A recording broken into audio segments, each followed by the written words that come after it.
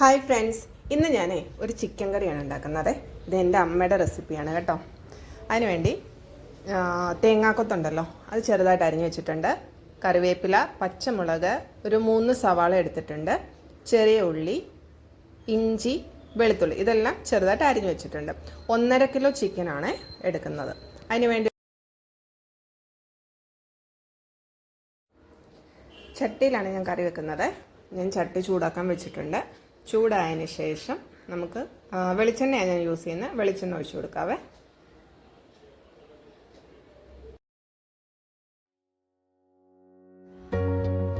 ഈ ചട്ടിയിൽ ഉണ്ടാക്കുമ്പോഴേ ഒരു പ്രത്യേക ടേസ്റ്റ് കേട്ടോ.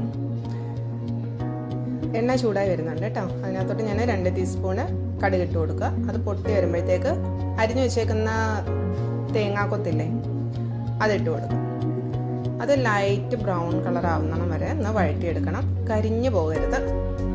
അതിനുശേഷം പിന്നെ നമ്മൾ അരിഞ്ഞു വെച്ചേക്കുന്ന ബാക്കി ഉള്ളിയും കറിവേപ്പിലയും പച്ചമുളകും എല്ലാം ഉണ്ടല്ലോ, അതൊന്ന് ഇട്ട് കൊടുക്കണേ.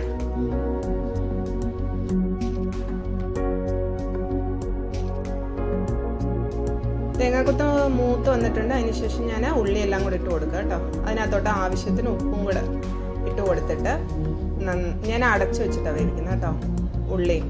അപ്പം നമുക്ക് പെട്ടെന്ന് വഴണ്ടി കിട്ടും. അല്ലെങ്കിൽ കുറേ നേരം ഇട്ട് വഴറ്റണം. അപ്പോൾ ഇത് നമുക്ക് എണ്ണ അധികം യൂസും ചെയ്യേണ്ടി വരത്തില്ല. അല്ലെങ്കിൽ പിന്നെ തുറന്ന് വെച്ച് വേവിക്കുകയാണെങ്കിൽ എണ്ണ ഒരുപാട് ഒഴിച്ചു കൊടുക്കേണ്ടി വരും. അപ്പോൾ ഞാൻ ആദ്യം കുറച്ച് നേരം ഒന്ന് അടച്ചു വെച്ചാൽ മതി. അപ്പോൾ ആ ഉള്ളി ഒന്ന് പെട്ടെന്ന് വെന്ത് കിട്ടും ആവിലിരുന്നിട്ട്. ഇത് വഴണ്ട് വന്നിട്ടുണ്ട് നന്നായിട്ട്.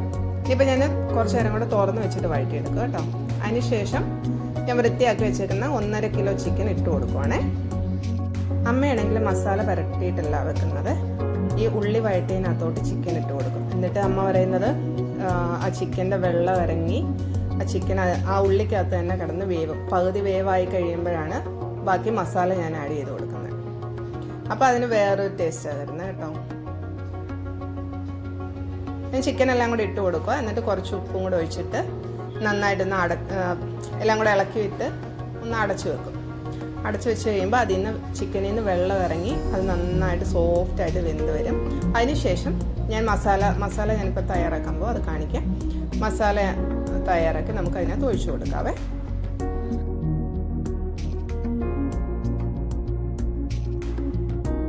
ഞാനൊരു അടപ്പ് വെച്ച് അടയ്ക്കുവാണ്.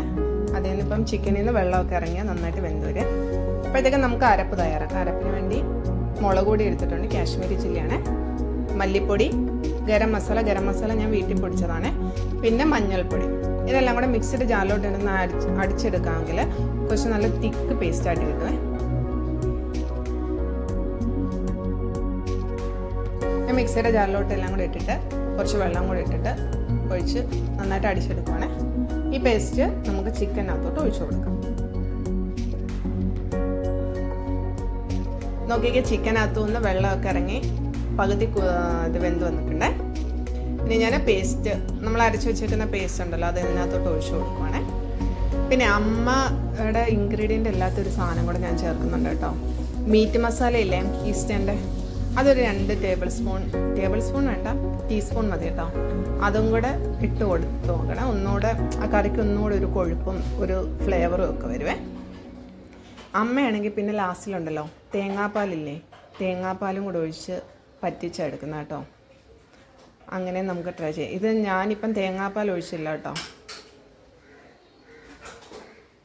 ഇനി ആവശ്യത്തിന് വെള്ളമൊക്കെ ഞാൻ ഒഴിച്ചിട്ടുണ്ട് ചിക്കനകത്ത്. ഇനി ഞാൻ അടച്ചു വെച്ചിട്ട് പറ്റിച്ചെടുക്കുവാണേ. എന്നിട്ട് ലാസ്റ്റിൽ ഇത് വെന്ത് വന്നിട്ടുണ്ട്. എണ്ണയൊക്കെ തെളിഞ്ഞുണ്ടോ, എണ്ണയൊക്കെ തെളിഞ്ഞ് വന്നിട്ടുണ്ട്.